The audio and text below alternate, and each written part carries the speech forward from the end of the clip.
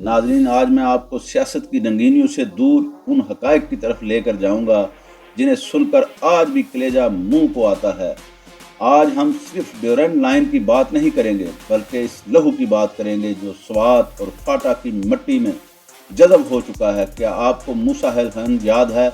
स्वात का वो निडर सहाफ़ी जिसे अमन की खबरें देते हुए बेदर्दी से ज़बह कर दिया गया।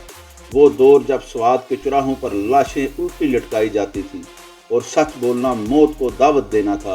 सहाफ़ियों को निशाने इबरत बनाकर लटकाना महज कत्ल नहीं बल्कि रियासत के खिलाफ एक खुली जंग थी। आज हम इसी वहशत से बात शुरू करेंगे और बताएंगे कि ये सब किस बड़े एजेंडे का हिस्सा था। अस्सलाम वालेकुम, मैं हूं Malak Tauseef Ahmed, secretary general Pakistan federal union of journalist workers, और आप देख रहे हैं मेरा यूट्यूब चैनल और फेसबुक पेज।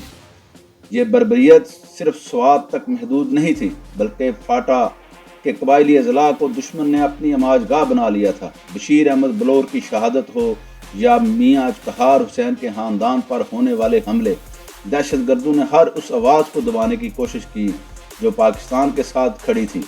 इस जंग में हमने 70,000 से ज़ायद जानें कुर्बान की, जिनमें 22,000 से ज़्यादा मासूम सिविलियन शामिल थे। नाजरीन, फाटा और स्वात का खैबर पख्तूनख्वा में इंजमाम महज एक इंतज़ामी फ़ैसला नहीं था, बल्कि ये अफवाज पाकिस्तान और रियासत की वो बेहतरीन हिकमत अमली थी जिसने दहशत गर्दों के कदम उखाड़ कर इन इलाकों को पाकिस्तान के मरकजी दायरे में शामिल किया। आजकल एक नया फितना खड़ा किया गया है। जो लोग फौज को तनकीद का निशाना बनाते हैं वो बड़े मासूम बनकर कहते हैं कि हम सिर्फ आर्मी चीफ पर तनकीद करते हैं।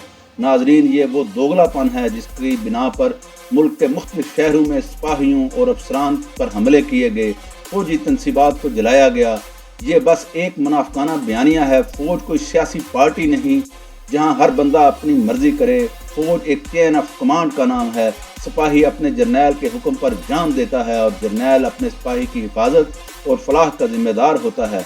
ये कहना कि हम जर्नैलों के खिलाफ हैं लेकिन सिपाही के साथ, ऐसा ही है जैसे कोई कहे कि मुझे तुम्हारे जिस्म से तो प्यार है लेकिन मैं तुम्हारे दिमाग और दिल का दुश्मन हूँ। क्या दिमाग के बगैर जिस्म काम कर सकता है? हरगिज़ नहीं। असल मसला इन्हें इस खाकी वर्दी से है जो इनके नापाक अज़ाइम के सामने दीवार बनी हुई है।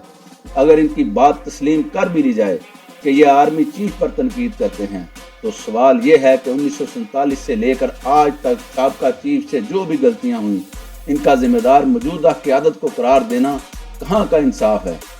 हकीकत तो ये है कि ये सियासतदान अपने अपने दौरे हुकूमत के अवाम को हिसाब देने के बजाय अवाम को कमज़ोर गुमराह कुन बयानिए की तरफ धकेल रहे हैं ताकि अपनी नाकामियाँ छुपा सके। आज जब फौज सरहद पर बाड़ लगाती है तो उसे तकसीम का नाम देकर उखाड़ा जाता है। मैं इन डिजिटल दानश्वरों से पूछता हूँ, जब स्वात में सहाफ़ियों के गले काटे जा रहे थे और फाटा में मासूमों का खून बह रहा था, तब ये सरहद पार बैठे हमदर्द कहाँ थे? ड्यूरेंट लाइन वो बैन अवी सरहद है जिसे पूरी दुनिया मानती है। स्वाय इनके जो इंतशार चाहते हैं, पाकिस्तान ने इंसानियत के नाते लाखों अफगानों को दहाइयों तक पनाह दी, अपना भाई समझा और अपना रिज़्क बांटा, लेकिन बदले में हमें सरहद पर लगी बाढ़ का उखाड़ना और अपने परचम की बेरुजती मिली।